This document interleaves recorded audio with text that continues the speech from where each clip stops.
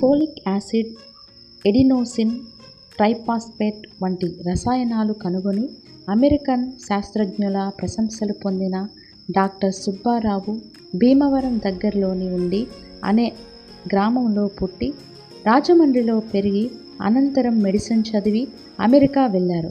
తన సోదరుడు పురుషోత్తం స్ప్రూ అనే వ్యాధితో మరణించడంతో ఎంతో వ్యధ చెంది అటువంటి జబ్బులకు మందు కనిపెట్టాలని తీవ్రంగా ఆలోచించి చివరకు అనుకున్నది చేసి మానవాళికి మహోపకారం చేశారు.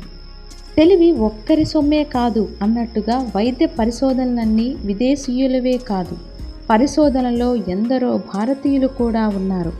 రోగ పీడితులైన దురదృష్టవంతుల పాలిట దైవంగా అవతరించి పునర్జన్మ ప్రసాదించే మందులు కనిపెట్టి మానవాళికి